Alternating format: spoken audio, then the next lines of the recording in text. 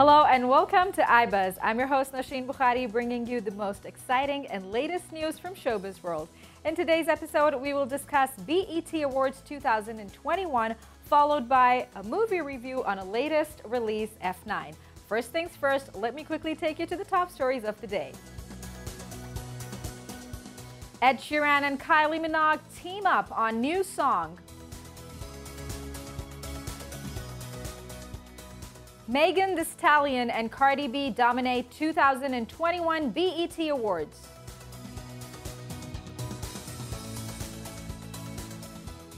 Sir Elton John confesses he can't write lyrics.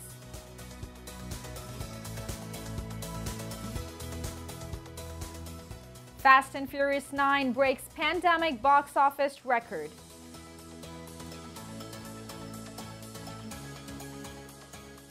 And Bruce Springsteen reopens Broadway with first full capacity show since pandemic.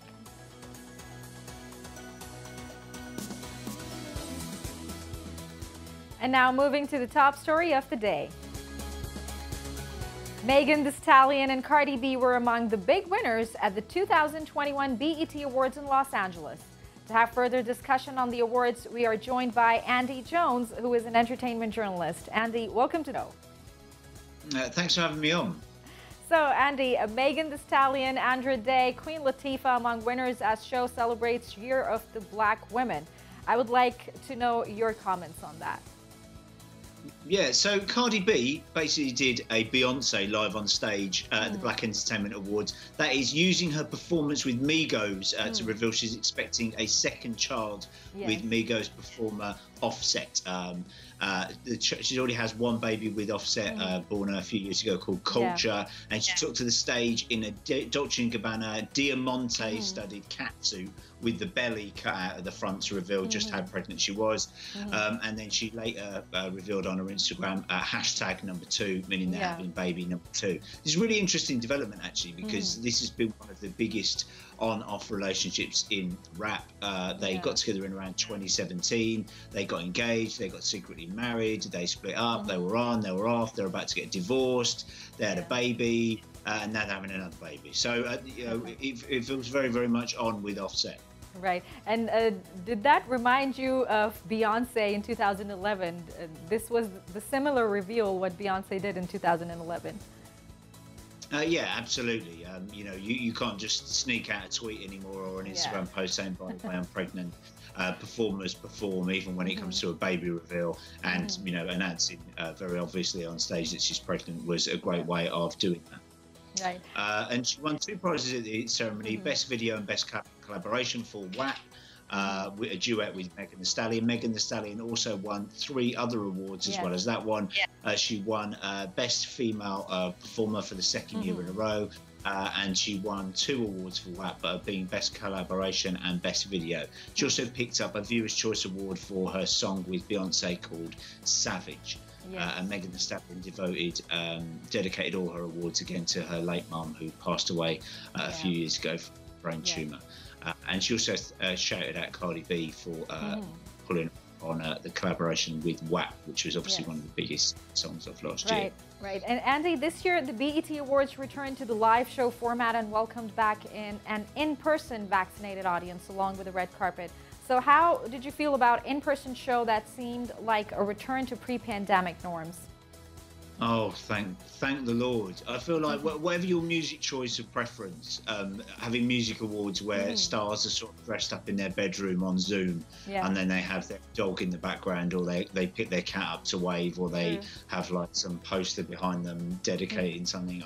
It feels very sterile. You know, an award show should be noisy, it should be loud, it should be appreciative, and you can't have any of those things without a live audience. And also there's no red carpet, and having the stars arrive, seeing what they wear, seeing what they up with, hearing what they say before and after the performances, and also, you know, adding a little bit of alcohol and a little bit of dancing is always a good way to inject some stories and drama and some glamour into proceedings. Right. And let us talk about Queen Latifah's Lifetime Achievement Award that made her visibly emotional on stage while delivering her acceptance speech, and the pre-taped tributes paid by Jada Pinkett Smith, Lil Kim, and others. Yeah, absolutely. So Queen Latifah was rightly given the Lifetime Achievement Award, and various of the stars from her past came out. Lil' Kim, MC Lyte, Moni Love, and they performed a medley of her hits. Latifah, Queen Latifah, let's not miss out her royal title. Thank the Black Entertainment TV Awards for creating an outlet for beautiful blackness to thrive and to shine. This was also similarly represented by Taraji P. Henson. Taraji P. Henson, get my words out. The actress also celebrating that this year was the year for Black women in entertainment, and that's what the whole award was dedicated to. Right, and talking about Taraji P. Henson, she was on fire with her hosting skills. She hosted the show for the very first time. What are your thoughts on her performance? I really like Taraji P. Henson as an actress and as a presenter now. I've not really seen her present anything before. To give her a flavour of what she said, and I can't do it quite with her sassiness and power, but she said, celebrating Black women isn't a fad or a trend, it's a forever mood. There is more than enough room for all of us to thrive, because can't nobody be like me and can't nobody be like you. Noosh. So there we are. She's brilliant, and she held it together very, very well. And it's good to see, I know she's done awards before, it's good to see her back on stage and in the flesh, rather than just watching her on Netflix and DVDs and stuff. Right, absolutely. And Andy, let us talk about her performance, an emerging star who won for Best R&B and Pop Artist, showcasing her drumming and guitar skills, that too being a very young girl. I mean, that was mind-blowing. Yeah, absolutely. And you talk about live performance. Yes. And in sort of 18 months, we've sort of 2 years, all we've seen is sort of very staged karaoke sort of videos. You get bits of pop, you get bits of music videos, you get bits of things on Instagram or TikTok or whatever. But to see someone perform live like that, and a variety of talents, I think so many. Very often, sometimes at rap performances, you see people rap. It's about sex, it's about drama, it's calling people out. But to see a new performer being able to drum and do all of those different things in one performance seamlessly reminds us why live performance is so fantastic. Right. And talking about Bruno Mars' performance, he was not very traditional this time with his performance. It just looked more like a jazz bar performance in a restaurant. I mean, he didn't feel, I mean, while looking at his performance, one doesn't feel that sort of enthusiasm that he usually throws towards his audience. What is your take on that? I don't know. I suppose performers perform their mood, right? And maybe you felt after the sort of long period that we've had, maybe it wasn't time to be too upbeat. I also think that performers at these music awards, they like to stand out, and we know, you know, you look at that bill, you know, Cardi B's performing, you know, Megan Thee Stallion's there, you know, Queen Latifah's going to perform. It's going to be high energy, sexy drama, lots of attention-grabbing moves and performances, and I think actually sometimes the best way to stand out is to dial it down. Right. And I think it's, you know, Bruno can do that upbeat stuff. But it's quite nice to see him do something a bit more laid back, and as you say, a bit more jazz lounge. Right, and bringing, yes, please. And as talented as he is, he's getting a little bit older now, like the rest of us. Yes. Maybe he doesn't want to. Maybe he doesn't want to have. Probably he's mellowing himself down now. Yeah, maybe it was time for bed. Yeah. Okay. And Andy, bringing back some 90s and 2000 mood, Busta Rhymes and Method Man returning to stage performances. Felt very classic. How did you see their performances? It's great. I love a bit of Busta Rhymes and Method Man. Obviously, they've been doing other commitments and other things. I've not really noticed what they've been up to recently, but yeah, it was great to see them on the stage together. And I hope, you know, maybe they'll do some work together. Maybe they'll do an album together. Maybe they'll drop a track together. It's amazing. I think what we've missed particularly over the last sort of year of lockdown is that you can't have any collaborations. A collaboration is just sort of somebody doing a bit of an audio in a track in a studio, thousands of miles away from each other. So see two great performers, two great rap legends sort of riffing off each other and performing off each other was brilliant. Right, and the event was filled with some amazing and at the same time emotional best moments. For instance, Boseman winning the award for the best actor. This was a very emotional moment for a lot of audience present in the event. Yeah, so we tragically lost and surprisingly lost actor Chadwick Boseman late last year to cancer. Very few people knew that he was ill. There was huge waves of shock that he'd passed away, particularly as he played so many sort of, fit, active, physically strong superheroes. The idea that he'd carried out those performances while potentially being gravely ill, and then keeping his illness to himself was sad. And so not only for only his tragic passing, but also his incredible work as an actor. He was nominated Best Actor. He was awarded Best Actor. I don't think there was any arguments about that. Right. And this post-COVID award show seemed to be very carefully planned, but how sustainable do you think this approach of having only vaccinated audiences can be? I mean, how do you see the longevity of this approach? I mean, the more people get vaccinated, the more potential audience members there are, and so hopefully there's enough audience members. I think it's also good because being, some people aren't motivated to get a vaccine for various reasons. However, the opportunity to go in a superstar, stellar show awards like this is a motivation to get vaccinated.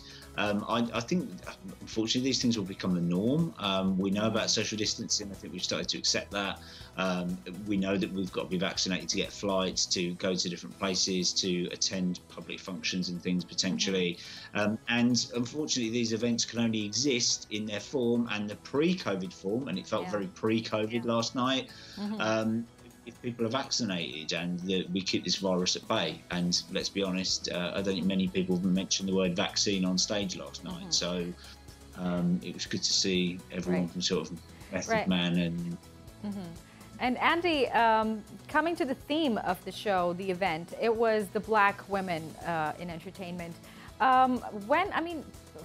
It is appreciable that women are, given a representation, but when themes like these are designed, do you think that this is a message being given to the entertainment industry that women are still less represented? That is why we're, designing the entire show on this theme.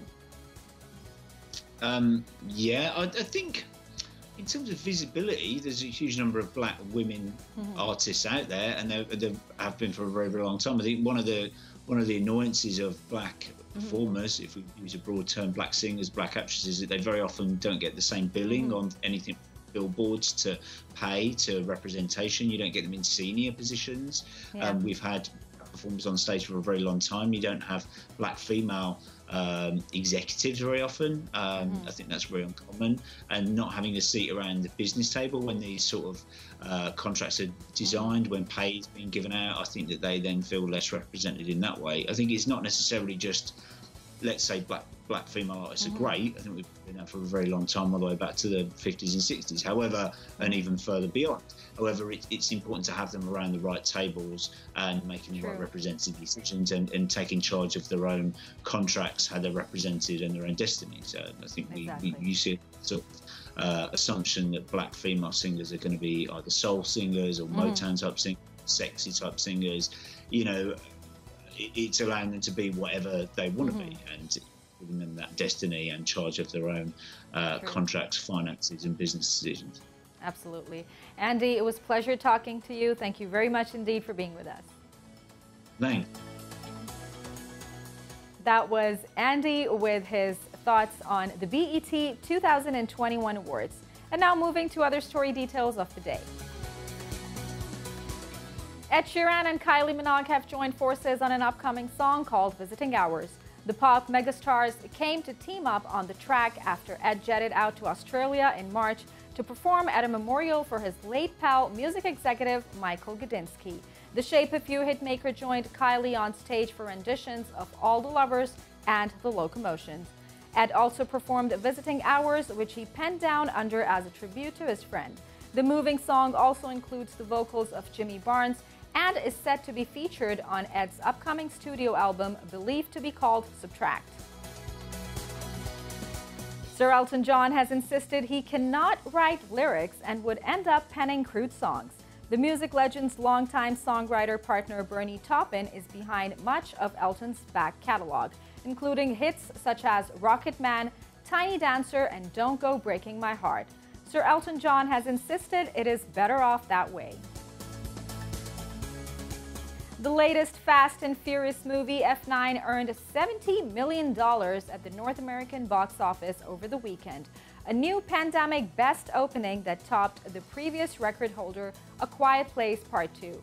80% of the North American theatrical market is open, according to Comscore. The 9th installment debut is also more than the last Fast movies, the spin-offs Hobbs and Shaw in 2019. That movie earned $60 million domestically in its opening weekend and went on to gross $760 million worldwide.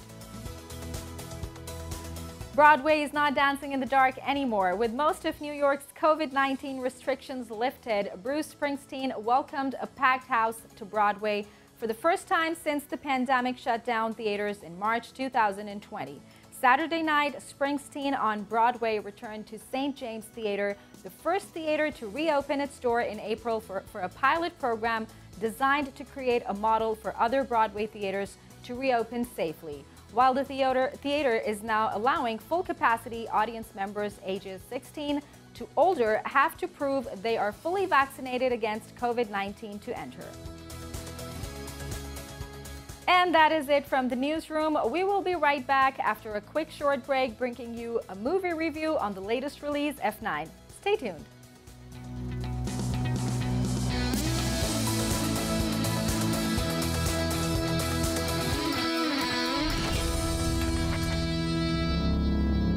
Welcome back. In this segment, we will review the latest release, F9, also known as F9, the Fast Saga and Fast and Furious 9.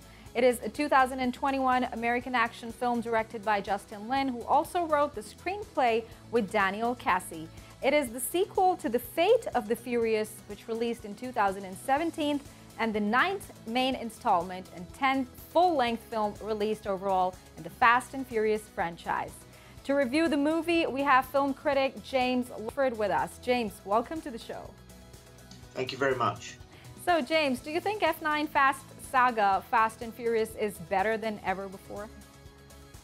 I think it does what all good blockbusters do, and which is offer more of everything that you've come to expect from this franchise. The explosions are bigger, the cast are bigger, there are more famous faces, there are more locations around the world. This is a giant global blockbuster. It's one of the biggest franchises in the world at the moment, save for perhaps the Marvel franchise. And so there's a lot of responsibility on the 9th installment. And for me, it really makes an effort to deliver something that's bigger than ever before. Right, and the CGI-filled max-budget popcorn flick F9 has some crazy non-stop action. Did you find it engaging enough to enjoy as an action movie? I think so. I think if you are a fan of these movies, this delivers exactly what you would expect from a Fast and Furious film. They have become these huge spectaculars that have made billions of dollars in box office, and there are a lot of people who like them. I think 9 films in, if you're expecting something different, that would be foolish. This works to a formula. It works to a rigid formula that relies on action. It relies on very elaborate plot twists. If you don't like the Fast and Furious films, this will do nothing to change your mind. But there are a lot of people who love these movies, and this plays to that crowd. This plays to the people who want the bigger explosions, who want the bigger plot twists, who want their reality stretched a little bit, if you like. And I think in that sense, this is a success. Right. And James, the film met with a lot of mixed reviews dominated by negative reviews mostly. At some point, fans are likely to grow wary of how hard this franchise has to work to top itself. What is your take on that? I think any franchise that reaches 9 installments that isn't a universe style of franchise like Marvel, which relies on different characters and different genres. Fast and Furious 9 has been a more traditional franchise, 8 sequels on top of the original film. It hasn't deviated much. It changed in the 5th movie from car culture to more of an espionage global heist thriller sort of franchise.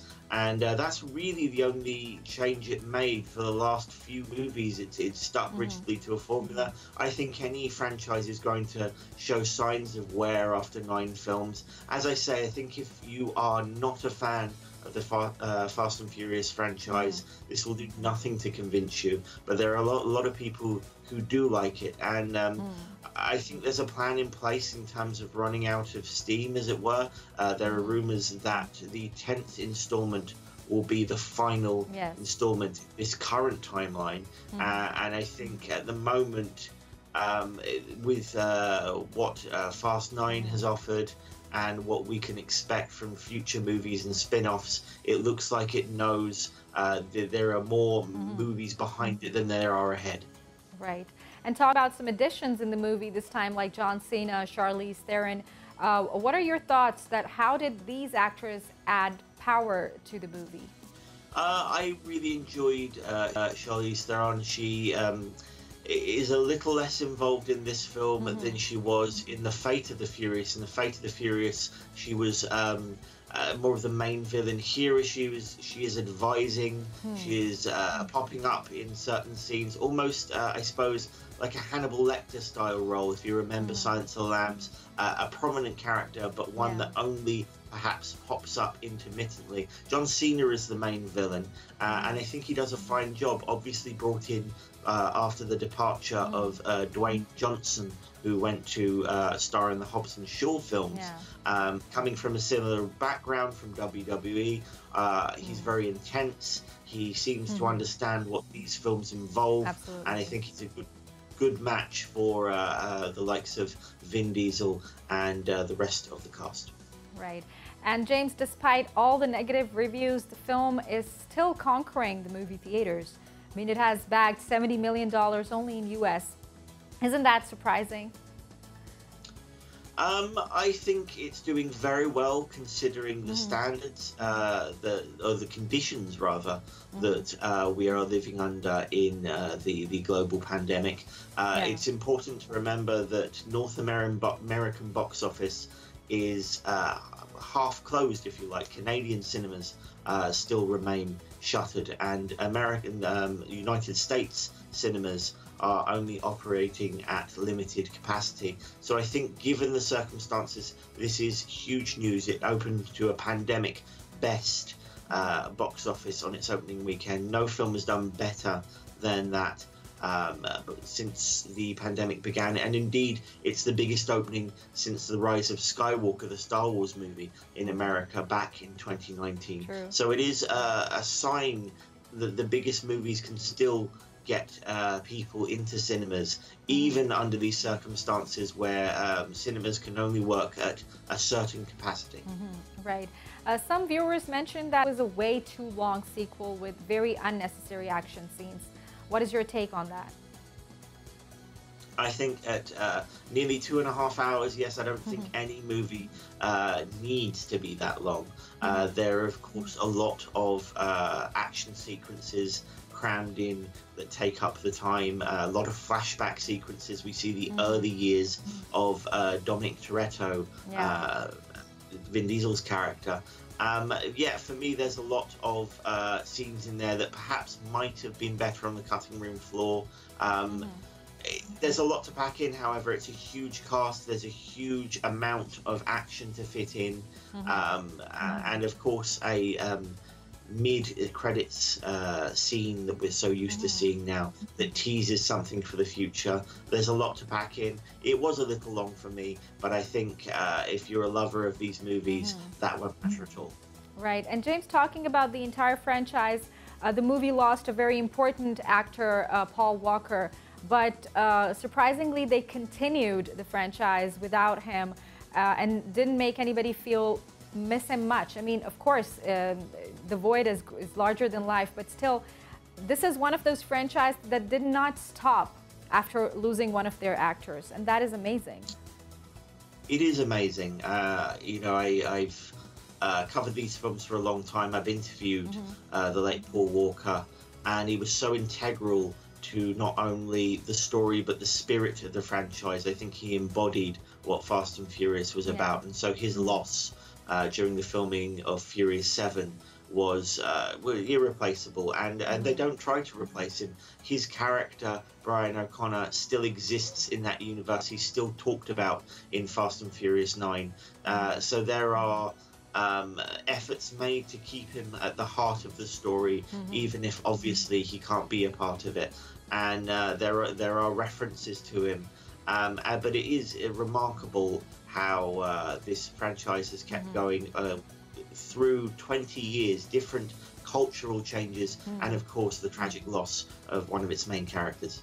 Absolutely. James, great discussion. Thank you so much for your time. Thank you.